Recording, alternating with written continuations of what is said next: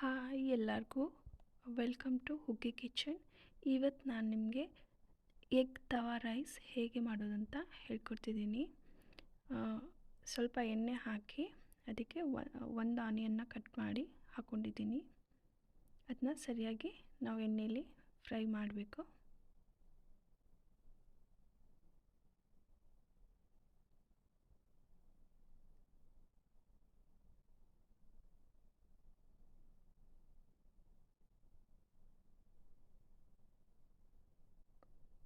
ನೋಡಿ, ಎಣ್ಣೆಯಲ್ಲಿ ಸರಿಯಾಗಿ ಫ್ರೈ ಆಗಿದೆ. ಈಗ ನಾನು ಅದಕ್ಕೆ 4 ಚಿಲ್ಲಿನ ಹಾಕ್ತಾಯಿದ್ದೀನಿ. ಗ್ರೀನ್ ಚಿಲ್ಲಿ ಹಾಕಿದರೆ ಸ್ವಲ್ಪ ಖಾರವಾಗಿ ಇರುತ್ತೆ. ಅದಕ್ಕೆ ನಾನು ರೆಡ್ ಪೆಪ್ಪರ್ನ ಹಾಕ್ಕೊಳ್ತಾ ಇದ್ದೀನಿ. ಹಾಕಿಬಿಟ್ಟು ಸರಿಯಾಗಿ ಮಿಕ್ಸ್ ಮಾಡ್ಕೋಬೇಕು. ಅದನ್ನು ಕೂಡ ಎಣ್ಣೆಯಲ್ಲಿ ಸರಿಯಾಗಿ ಫ್ರೈ ಆಗಬೇಕು. ಹಾಗೆ ನಾನು ಯೆಲ್ಲೋ ಪೆಪ್ಪರ್ನ ಕಟ್ ಮಾಡಿ ಹಾಕ್ಕೊಂಡಿದ್ದೀನಿ.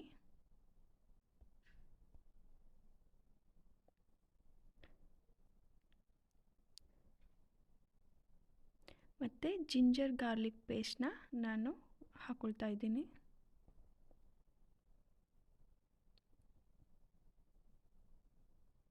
ಸರಿಯಾಗಿ ಮಿಕ್ಸ್ ಮಾಡಿ ಫ್ರೈ ಮಾಡಿ.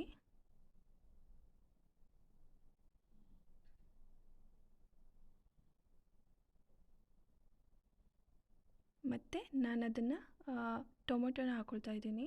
ಅರ್ಧ ಟೊಮೊಟೊ ಹಾಕ್ಕೊಳ್ತಾ ಇದ್ದೀನಿ. ಒಳಗಡೆದು ಬೀಜ ಎಲ್ಲ ತೆಗೆದುಬಿಟ್ಟು ನೀವು ಹಾಕ್ಕೋಬೇಕು.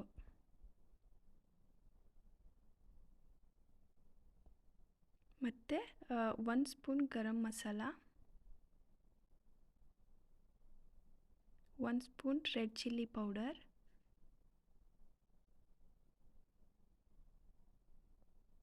ಮತ್ತು ಅದನ್ನು ಸರಿಯಾಗಿ ಮಿಕ್ಸ್ ಮಾಡ್ಕೊಳ್ಳಿ.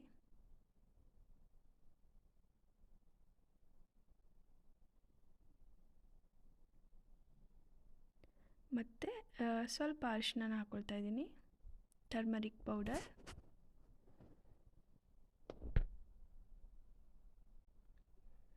ಮತ್ತು ನಾನು 1 ಸ್ಪೂನ್ ಪೆಪ್ಪರ್ ಹಾಕ್ಕೊಳ್ತಾ ಇದ್ದೀನಿ, ಬ್ಲ್ಯಾಕ್ ಪೆಪ್ಪರ್.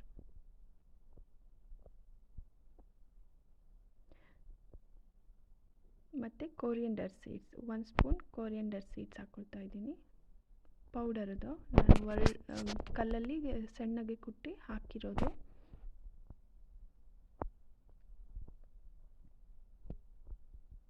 ಮತ್ತು ಇದಕ್ಕೆ ನಾನು 4 ಮೊಟ್ಟೆನ ಹಾಕ್ಕೊಳ್ತಾ ಇದ್ದೀನಿ.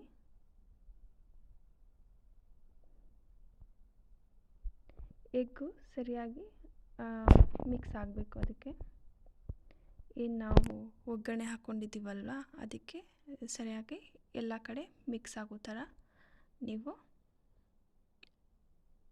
ಮತ್ತು ನಾನು 1 ಸ್ಪೂನ್ ಸಾಲ್ಟ್ ಹಾಕ್ಕೊಳ್ತಾ ಇದ್ದೀನಿ, ರುಚಿಗೆ ತಕ್ಕಷ್ಟು. ನೀವು ಕೂಡ ನಿಮಗೆ ಎಷ್ಟು ಬೇಕೋ ಅಷ್ಟನ್ನ ಸಾಲ್ಟನ್ನ ಹಾಕ್ಕೊಳ್ಳಿ. ಹಾಗೆ ಸರಿಯಾಗಿ ಮಿಕ್ಸ್ ಮಾಡ್ಕೋಬೇಕು.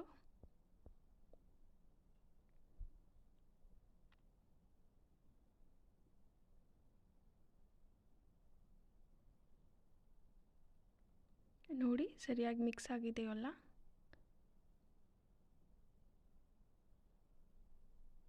ಈಗ ನಾನು ಸ್ಪ್ರಿಂಗ್ ಆನಿಯನ್ನ ಹಾಕ್ಕೊಳ್ತಾ ಇದ್ದೀನಿ.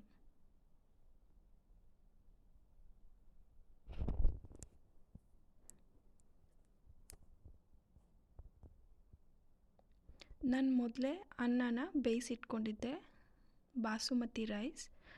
ನೀವು ಕೂಡ ಮೊದಲೇ ರೈಸ್ನ ಬೇಯಿಸಿಟ್ಕೊಂಡು ಆಮೇಲೆ ಸರಿಯಾಗಿ ಮಿಕ್ಸ್ ಮಾಡಬೇಕು. ನಾವೇನು ಮೊದಲೇ ರೆಡಿ ಮಾಡಿಟ್ಕೊಂಡಿರ್ತಿದ್ದೀವಲ್ವ, ಆ ಒಗ್ಗರಣೆಗೆ ಸರಿಯಾಗಿ ಮಿಕ್ಸ್ ಮಾಡ್ಕೊಳ್ಳೋಣ. ಎಲ್ಲ ಕಡೆ ಆ ಮಸಾಲ ಸರಿಯಾಗಿ ಅನ್ನಕ್ಕೆ ಮಿಕ್ಸ್ ಆಗಬೇಕು.